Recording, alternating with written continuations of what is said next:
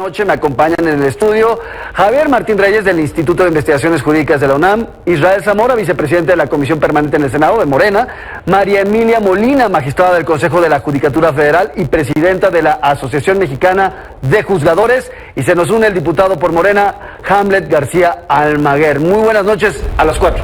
Buenas noches, bienvenidos.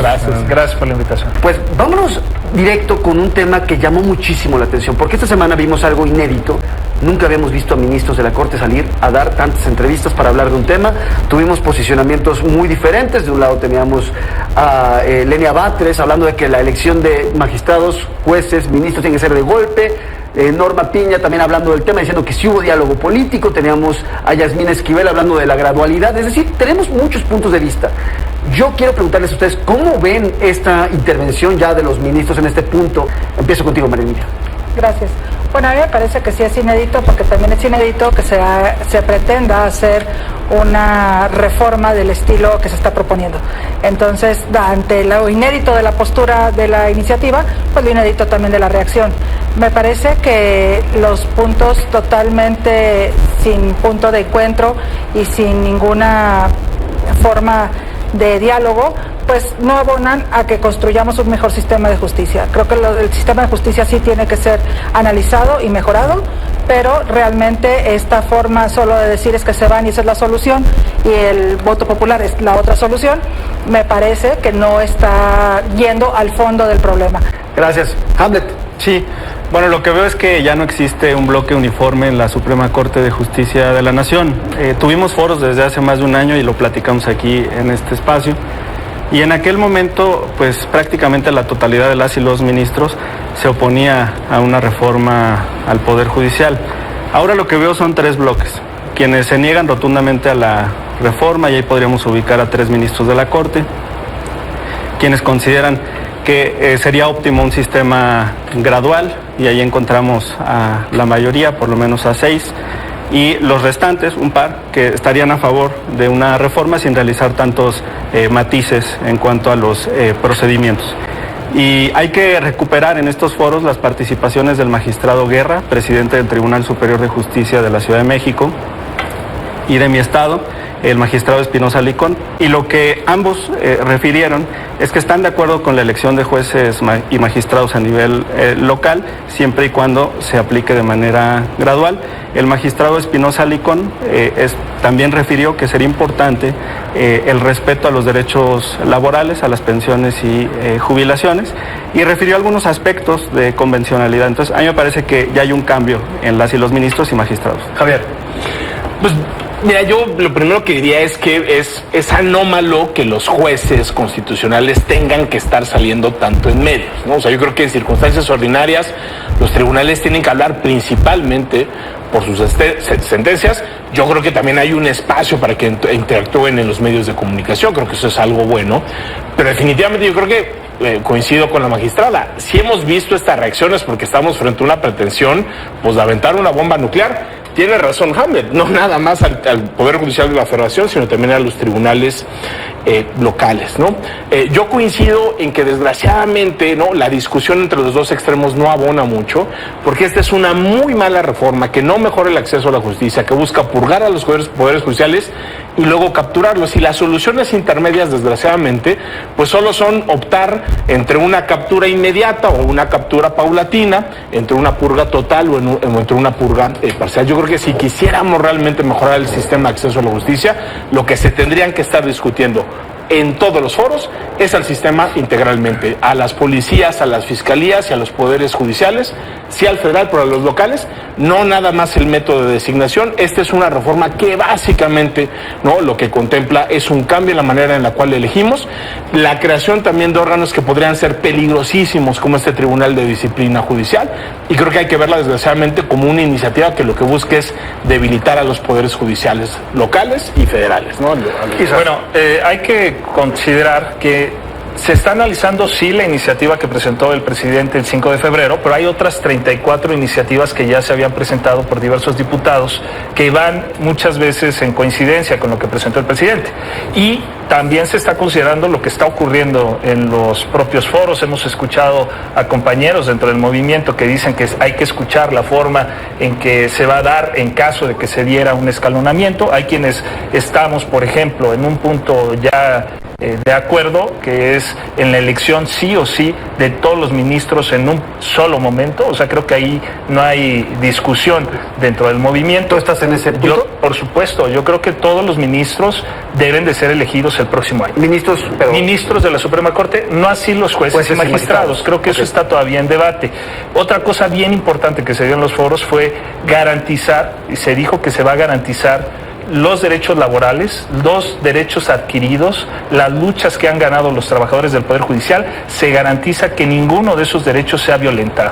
Lo dice un partido que logró en un sexenio hacer lo que en 5 sexenios hicieron el PRI y el PAN.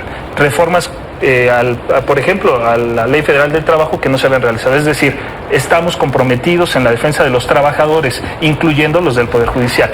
¿Tendría que incorporarse lo que finalmente ellos también tienen dentro de la iniciativa? Y quiero arrancar contigo, Hamlet.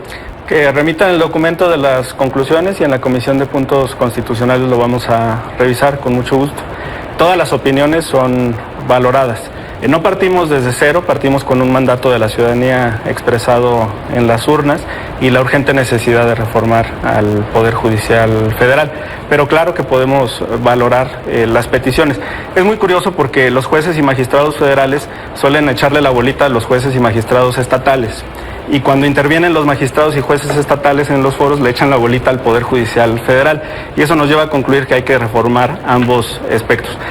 Quisiera también comentar, si quisiéramos capturar al Poder Judicial Federal desde Morena, lo único que tendríamos que hacer es esperar a que se cumplan los términos de varios ministros en este sexenio. 4. Sí, y que la presidenta Sheinbaum pueda designarlos directamente, pero ese no es el caso. Vamos por una reforma al Poder Judicial Federal. Y decir también, hoy Alito Moreno le dedicó 2 minutos al Poder Judicial Federal de su discurso y reiteró su alianza, su coalición con Norma Piña y con el Poder Judicial Federal. María Emilia. El Poder Judicial de la Federación no le echa la culpa a los poderes judiciales locales. Lo que estamos diciendo es que hay muchos actores dentro del sistema de justicia donde el primer contacto de la ciudadanía en la justicia ordinaria es los poderes judiciales locales. Todo el mundo lo sabemos, pero nosotros también hemos hablado de modificar defensorías públicas, tanto de la Federación como las locales, reforzarlas, las fiscalías, analizarlas, y también el resto de los actores que están en un sistema de justicia que merece, sí, ciertamente un cambio, pero un cambio analizado y sin prisas. Javier. Yo creo que hay, de verdad, kilos y kilos y kilos de estudios muy serios que se han hecho en la academia, en la sociedad civil. Hay reportes de organismos internacionales. Hasta sobrediagnosticado por eso. Yo te diría, estamos sobrediagnosticados, hay muchísimas alternativas sobre la mesa para resolver integralmente el sistema, pero aquí lo único que se está planteando de nueva cuenta es decapitar, y yo creo que es exactamente lo contrario, Jalmet. Es decir, tan quieren capturar a todos los poderes judiciales, ¿no?, que no les basta con esperar. El método de designación, lo hemos dicho desde hace muchísimos años, es un método que le da muchísimo poder a la presidencia. Ahí está el caso de Lenia Batres. Y ahí están también otras designaciones que yo creo que nunca deben haber sucedido, como la de Eduardo Medina Mora y otros personajes.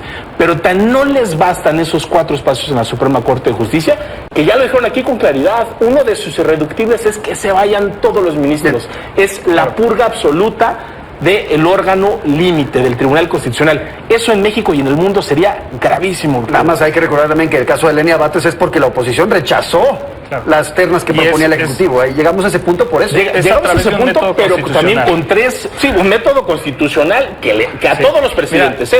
Voy a participar y decir, ojalá el Poder Judicial, que ahora está tan urgido de ser escuchado, hubiera participado en los foros a los que se les invitó el año pasado, que fueron foros en donde incluso las conclusiones se les compartieron a 2 ministras y a un ministro de la Suprema Corte, y también en los foros que se realizaron este año, en donde participaron 170 invitados y no quisieron participar. Participaron cuando el pueblo de México nos dio un mandato en las urnas de hacer es que fíjate, habrá que hablar en otro foro acerca de la si vas a redondear hacia arriba, porque es 54.7 y aparte decir que ganamos el 93% del Senado en primer lugar y ganamos prácticamente el 85% en la Cámara de Diputados, algo que no dice aquí el abogado.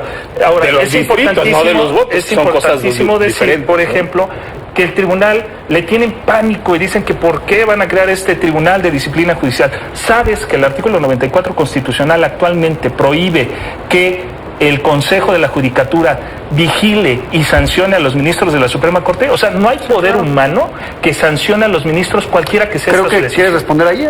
A ver, muy rápido. Obviamente está el control constitucional a través del juicio político, Claro. pero me refiero, no hay un control del poder judicial que lo trata. Sería muy interesante saber quién va a controlar entonces al tribunal disciplinario. Pero solo quisiera yo decir otra cosa. Es que siempre tiene que haber algún ¿Quién vigila a los vigilantes, digamos? Sí, exacto. Pero hay otra cosa. Decir que se puede controlar el Poder Judicial a través de la designación de ministros es no entender cómo funciona el Poder Judicial y desconocer absolutamente la independencia judicial de cada una de las personas juzgadoras.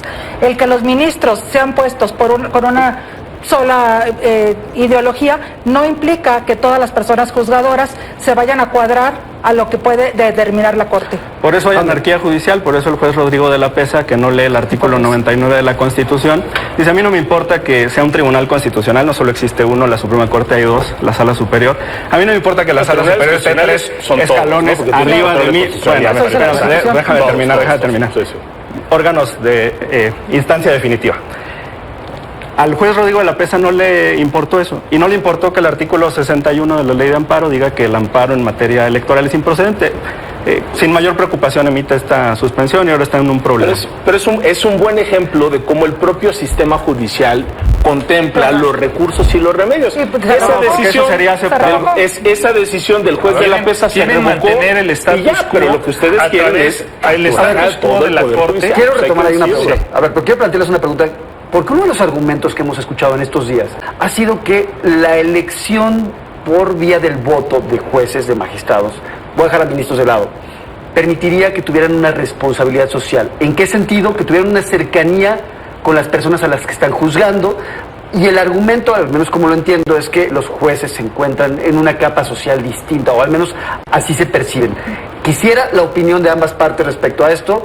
Veo que ya estamos ahorita con Israel. Ya, vamos contigo, Duran. Sí, mira, decirte que qué bueno por el caso concreto. Rodrigo de la Pesa emite un fallo absolutamente inconstitucional y ahora lo ves en medios justificando esa resolución inconstitucional en algo que antes nunca en la habíamos suspensión visto. Provisional que otorgó. Entonces, nunca se había visto. Y él sale a decir a medios: es que me da miedo porque ahora la gente me va a juzgar y me pone en un estado de vulnerabilidad. No, si tuviera los argumentos jurídicos, no tendría ningún problema de salir y dar la cara y justificarlo, justificar y motivar su resolución. María Emilia, tú estás en el Poder Judicial. ¿Este argumento respecto a que ustedes viven en una caja de cristal es verdadero? ¿Tiene sustento? No, definitivamente, a ver, lo que tenemos que hacer es juzgar y resolver las controversias entre dos partes. Cuando uno resuelve las controversias entre dos partes, es muy difícil que las dos partes estén de acuerdo con lo que hacemos. Claro que nos equivocamos, por supuesto que nos podemos equivocar. El propio sistema, por cierto, realizado por los legisladores, ese sistema prevé recursos. Y los recursos son para destruir las resoluciones que son ilegales. No se habló de inconstitucionalidad en la resolución del colegiado, pero lo que es cierto es que las personas juzgadoras no podemos quedar bien con toda la sociedad, porque a la mitad le decimos que no tiene razón. Siempre, esa es nuestra labor como árbitros de esta sociedad. Hable. Bueno, el sistema no solamente establece el recurso de queja, el sistema también prevé las quejas ante el Consejo de la Judicatura y el procedimiento disciplinario, y el sistema también prevé las denuncias ante la Fiscalía General de la República. Sí. Un solo acto puede tener naturaleza administrativa, naturaleza penal. Entonces, qué bueno que la Sala Superior presente la denuncia ante la Fiscalía, qué bueno que se le instaure un procedimiento de disciplina, y se ve muy lento, la verdad, del Consejo de la Judicatura Federal. Ya debería de haber suspendido a este juez de distrito. Javier, ahí escuchaba al ministro Lainez dar una entrevista y él reconocía el fallo que han tenido los propios ministros y el Poder Judicial de comunicarle a la sociedad finalmente lo que hacen. ¿No refuerza esto la noción precisamente de la caja de cristal y de esta separación que tienen con respecto a los juzgados, a la gente a la que juzgan? Yo creo que el Poder Judicial en general, el federal y los locales podrían tener una mejor política de comunicación, indiscutiblemente. Creo que también ha habido un problema, pero que eso no es achacable directamente a la judicatura, o por lo menos no en exclusiva, que sí es cierto. En México tú le preguntas a una persona común y corriente y es obvio que no va a poder distinguir con claridad las competencias entre la federación, los estados, ministerio público, policías. Es decir, ahí falla claramente una labor pedagógica. Pero yo creo que una cosa es eso y otra cosa es lo que se plantea, porque a final de cuentas, tú lo decías muy bien, oye, ¿se quiere generar un tipo de responsabilidad? Yo te diría, sí, se quiere generar una suerte de relación electoral y de sanción y de premio electoral a las personas juzgadoras. Y por eso prácticamente ninguna democracia del mundo elige a sus poderes judiciales por voto popular, porque el buen árbitro es el árbitro imparcial, no el que le anda respondiendo a las porras de los equipos de fútbol. Exacto. ¿Qué dicen de este lado respecto a ese tema? Ser imparcial no implica que no deban de rendirle cuentas al pueblo mexicano. El Poder Ejecutivo está sometido, incluso el presidente se sometió al referéndum para que si el pueblo no estuviera de acuerdo con él, lo corrieran. Igual con el Legislativo ocurre si no te reeligen. Okay. Y lo mismo queremos que el Poder Judicial esté sometido a la observación del pueblo. 2 minutos, sí. Vamos rápido contigo. Te han estado rehuyendo a la pregunta, te la voy a contestar.